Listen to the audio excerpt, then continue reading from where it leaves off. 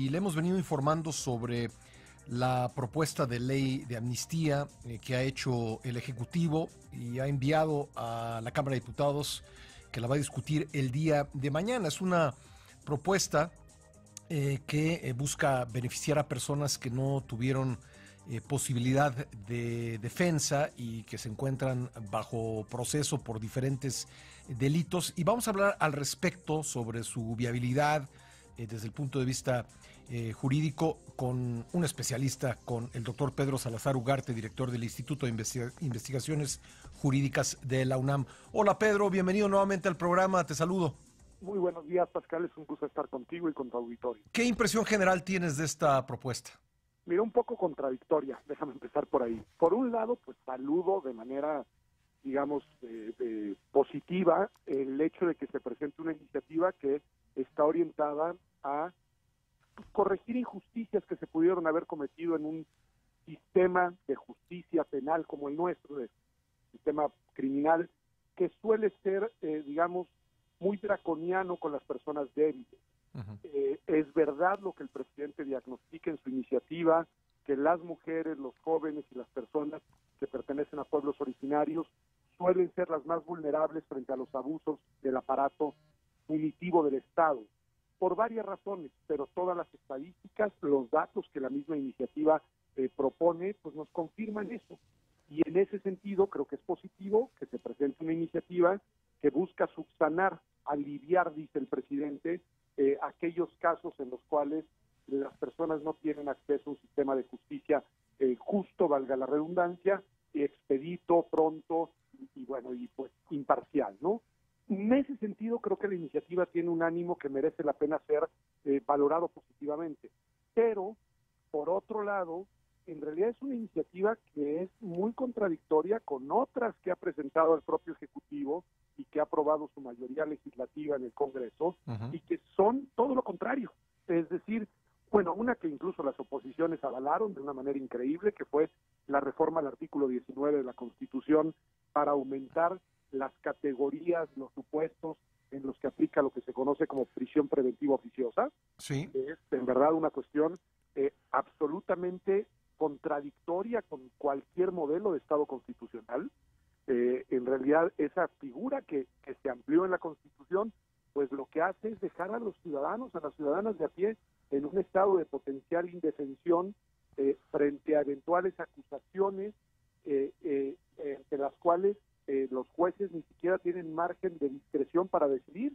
Lo que dice ese artículo es que si una persona es acusada, subrayo la palabra, acusada por robo de hidrocarburos, por robo en casa habitación, por robo de transporte, por delitos electorales, en ese sentido muy amplio que no precisa qué es, por corrupción, por actos de desvío de recursos o de abuso de funciones, por citar algunos, la mera acusación conlleva detención inmediata por parte, digamos, de las autoridades ministeriales, lo cual, pues, además, al estar en la Constitución, porque no hay que olvidar que fue una reforma a la Constitución, deja a las personas sin la posibilidad de recurrir a un juez para solicitar su protección, para solicitar el amparo, como se llama, de la justicia, que te permita cuestionar esa decisión de privación de la libertad inmediata. Oye Pedro, y a eso agreguemos lo que se está haciendo en el terreno fiscal. El terreno fiscal, y también yo te iba a mencionar la ley de extensión de dominio. Sí. Que cuando una la lee dices, ¿qué es esto? Sobre la ley de extinción de dominio invierte la presunción de culpabilidad. Uno tiene que demostrar la legítima tenencia de los bienes que tiene y no al revés. Sí. ¿No? Entonces, lo que quiero decir es, sí, bienvenida esta ley de amnistía, su sentido, digamos, de justicia, pero veamos en el contexto y creo que lo que vale la pena que hagamos es que hagamos una reflexión como sociedad profunda de qué tipo de sistema de justicia queremos tener. Es decir, de cuál es la apuesta en la que queremos nosotros invertir nuestros recursos jurídicos, humanos, materiales, desde el punto de vista del sistema de justicia en México.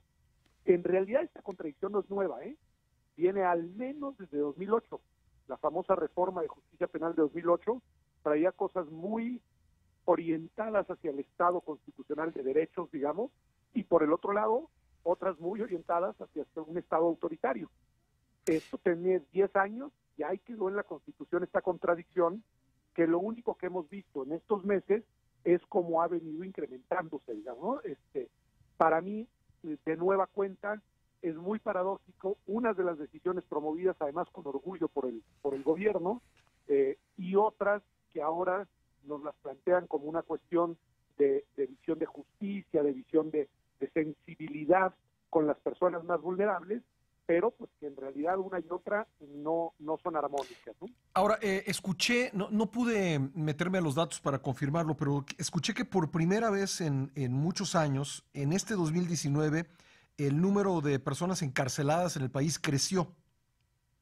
Mira, no tengo el dato y prefiero no hablar de datos que no he verificado, Sí. pero no lo dudaría. Ajá. No lo dudaría, y eso no necesariamente, ya sé que esto va contra el sentido de la opinión pública general, pero eso no necesariamente es una buena noticia. Es Sí, decir, yo tampoco lo creo, la no, verdad, especialmente si vemos qué sucede en los reclusorios, ¿no? pues claro, pero es que además esa no es la manera de ir solventando el problema de la criminalidad. Ujú. Lo que tenemos que tener es investigación, lo que tenemos que tener son acciones preventivas, acciones educativas, es decir, un país que va llenando sus cárceles es un país que está fallando en su capacidad de generar una sociedad que vive de manera armónica y pacífica. Sí, Y ahí creo, además, hay que analizar en qué situación y bajo qué supuestos están esas personas detenidas. claro. Yo, Ya, yo también lo voy a revisar, pero de ser cierto, me parece que va a contrapelo de lo que busca la la iniciativa, iniciativa. porque es altamente probable, habría que ver los datos, que las personas que hayan sido detenidas precisamente cumplan con el perfil que se quiere proteger con la ley de amnistía. Hay un par de cosas más que, si se vale, te las digo muy pronto. Uno, no Sí, perdamos de vista que es una iniciativa de ley federal, así es. es decir, vale para los delitos federales. Entiendo que no hay ninguna mujer acusada por aborto en el fuero federal.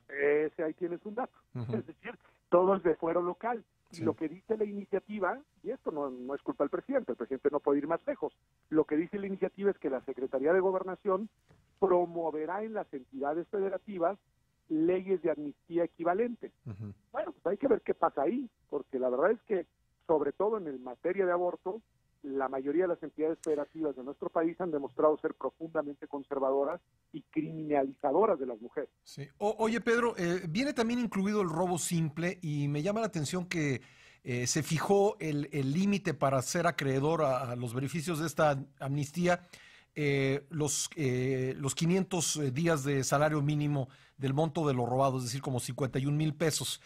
Eh, ¿No se corre el riesgo pues de generar acciones contraproducentes con esto? Mira, yo no creo.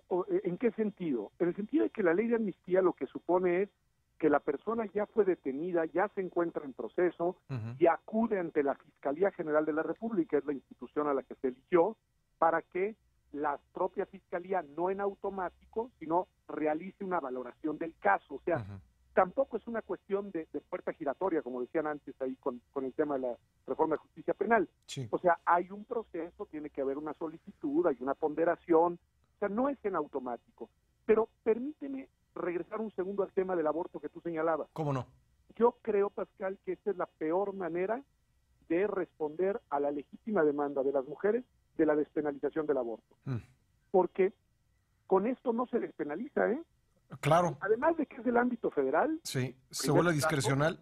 Lo segundo es que es una cuestión de perdón, es Ujú. decir, se sigue considerando a las mujeres que interrumpen un embarazo como criminales, Ujú. lo cual me parece a mí una aberración desde el punto de vista de los derechos fundamentales y desde el punto de vista del reconocimiento de la autonomía y la libertad de decisión de las mujeres. Es decir, esta es una puerta equivocada para atender el tema de la despenalización del aborto.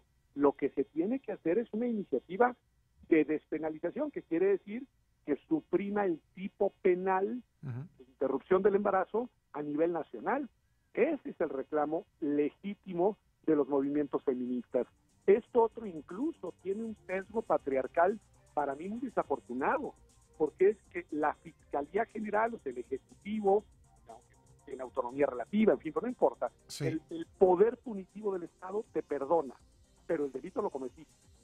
Y entonces la estigmatización, la criminalización persiste. eso es muy desafortunado y creo que esta no es la manera de atender un reclamo, vuelvo a decirlo, legítimo, genuino y pues también histórico del movimiento feminista en México y en el mundo.